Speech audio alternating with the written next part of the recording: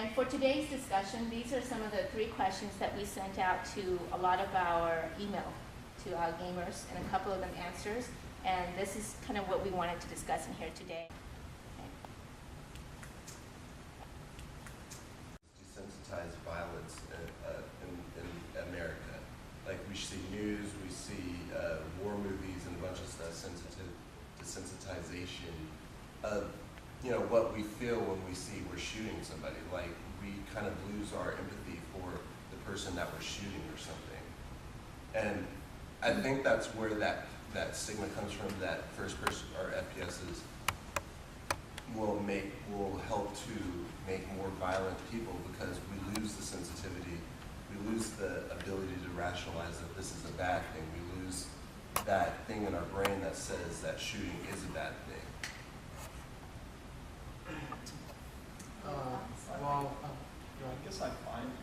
I guess I find that slightly flawed. I mean, desensitization, that's definitely part of it there, but most people can distinguish between what is reality and what is imaginary.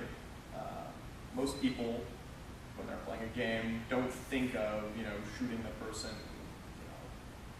connecting this to their behavior in real life, because they know it's a game. And even though there definitely, there's some desensitization to violence, at least in media, most individuals are not going to go out there and grab a gun because they played a game. Really, individuals who went out and instigated school shootings or whatever, who played games, regardless of if the games were there, this was going to happen. These were unhinged individuals already. The games might have helped, I guess, but they already had a clear detachment between their view of reality and what is, well, imaginary. So regardless of the game being there, it was really didn't do anything. It would have happened anyways. Yeah, I believe that as video games contribute to the violence that the Columbine shooters did, well, I believe that media is basically focusing on video games, because there's so many other factors contributing that. The person's past, the person's influences, and I think that it's just biased and unfair that video games are believed to be the only ones contributing to that. And also, these people might also already be unhinged, like what he said, and games just push him a little bit, but it's not just the games. Friends who are maybe instigating that, like insulting him, making fun of them, making him mad at them, that's what also be contributing to it, his past, what are his other habits, and that's just what I think first-person shooter games, they promote a violent message, but it's not to how they say it. It's what I'm basically trying to say is that first-person shooter games are not only one thing. There are a bunch of other things, and it cannot just be focused on a violent message. And so, like, 3 points I might have to make. Like, one, like you were saying, the violent video games, but there's also so much more. Violent movies, just everything like that. Violent video games is only a small piece of the pie. 2 would be kind of what he was saying, there's a correlation maybe between people that go on shooting rampages and violent video games. There's no connection there. Yeah, correlation Yeah. does not imply causation. Yeah, exactly. And 3, the reason the media eats it up so much is because it's games. Kids like games. Kids playing violent video games. Oh no. So they just eat it up because it's That's what people are targeting interested in. kids, is what they're saying. But at the same time, the parents are the ones who have the control over whether kids have access to this or not. And frankly, I think American culture is when it's not really the video games. It's either parents not interacting with their children, other things. We don't want to take responsibility for our failings. We're just pushing it on to other things so we can, go to sleep happy at night. And to go back to your virtual versus reality thing, comment before, I would like to say, don't you think that given how much that games are advancing, that they're getting more and more closer to reality in the virtual aspects, like Modern Warfare, it's almost completely real. Wouldn't you? It's not something you can go out and do in your backyard on your own. Well, that's what I'm It's saying, something like- you would have to get that piece of technology, buy that disc, something to simulate that fantasy, because it isn't real. That's what makes it so interesting, not something you just go do on your own. Well, like, and I mean, in response to that, when you look at Smash Bros. Or something, that's stuff that you can't do. You can't Right. jump 300 feet in the air or whatever. But with Modern Warfare, people are actually doing certain things like that, or at least very close to that in the Army or in the Marines or something when they're on the ground in the Army. And like, these are based off an actual, or a number of them, I think, are based off the actual Call of Duty, like original. Yeah, they go like into history and stuff. Yeah, historical events, Historical. World War II or something like that. So, I mean, what's to say that that the very fact that they're based off of real things and they're getting closer and closer, eventually we won't even be able to tell that it's not like an actual movie or something. How is that not helping to further break that bridge between reality and virtual? How is that, like those people who are already on the hinge, it's just going to further continuously pushing them past that bridge. And they're going to start seeing that the solution to their problems is to act like I those mean, games. really, people should intervene before that. I mean, people, when someone's in a position like that, where they're, in distress, got some sort of mental disorder or whatever, if you pay attention, it's not difficult to see that there's an issue going on, and someone should intervene before it gets to that point. Certainly, as it gets more real, it could cause more issues for individuals who are, with disorders or whatever. However, they shouldn't have access to this in the first place because someone should have intervened. And also, Failings of people, not the failings of the games. and again, it's just a correlation versus causation. Again, or you can't really say that there's no like real proof out there, is there, that video games will cause people to act like in video games. Well, like here, we're not asking whether or not hobbies are acting independent. It might, you could say it could promote for individuals who are already compromised mentally. That's why I say it, that it does.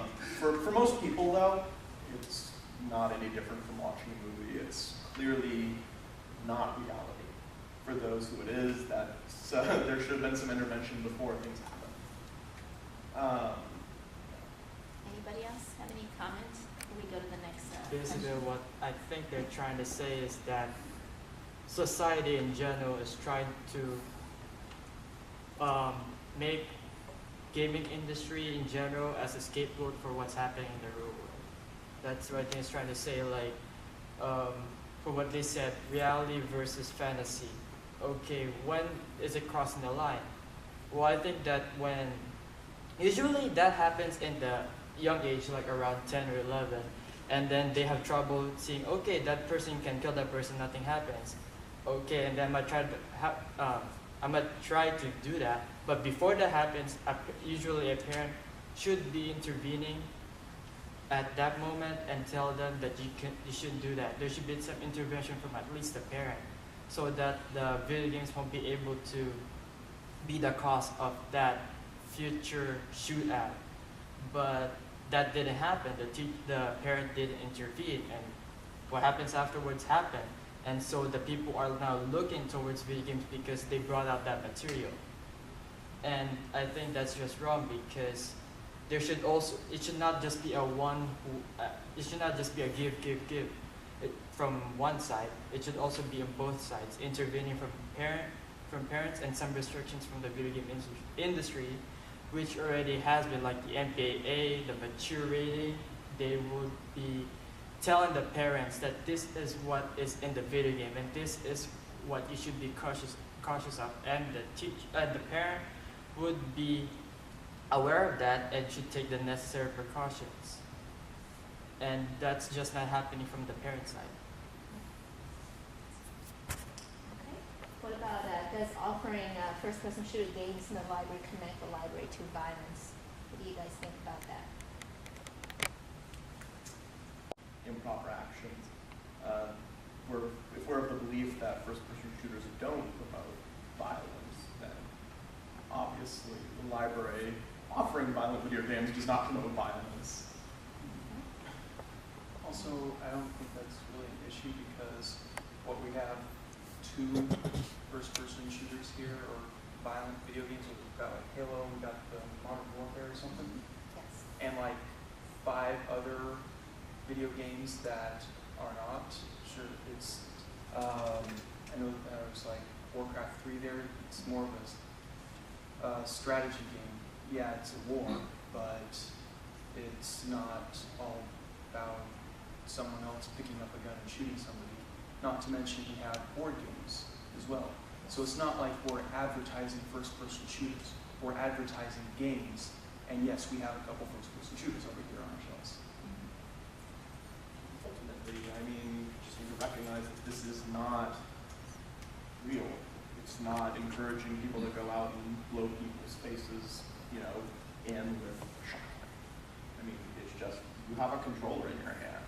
And if you can distinguish between reality and, well, the video game world, then it shouldn't be presenting any sorts of issues. Really, it's just trying to find something to put that blame on because there's no real good explanation for why someone would go out and shoot 30 people.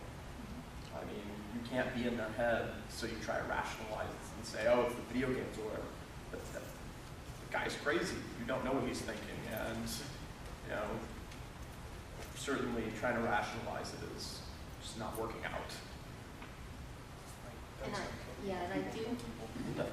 And I do want to point out too that what Joshua said is true. We do have board games. We do have other games that are rated E or T that are not M for mature. So there is a variety that we try to provide from different views, different perspectives, and we try to engage as many people as we can so that people who love playing, you know, first-person shooters, they don't have to be here and just play that. They can go and play something else. So that's why we have a variety of board games, PC games, Xbox. The only thing we don't have is PlayStation. Okay, so we try to have as much as we can and try to be diversify in our games as well as our different technology that we have to play those games. And we try to invite as many people as we can. And you know, we were talking about in terms of stereotyping. A lot of people like to believe that, you know, gamers are just all guys, and that's not true. You know, we have girls in here. We love playing games, and that's, you know, slowly that image is kind of fading. But you know, there's a lot of some misconceptions, a lot of stereotypings, a lot of not understanding that people don't understand, or that people don't really get to know what's going on before they believe what the media say, or they believe of certain things, or they make up their mind and assumption on it. So that's the reason behind this panel, is just trying to ask people from different perspectives, different view, their talk on why they play different video games, as well as some of the stereotypes that you see every day in today's society. So I want to thank you guys for being in here and coming and just to share some of your thoughts with us and just to talk with us on it. So I'm never here.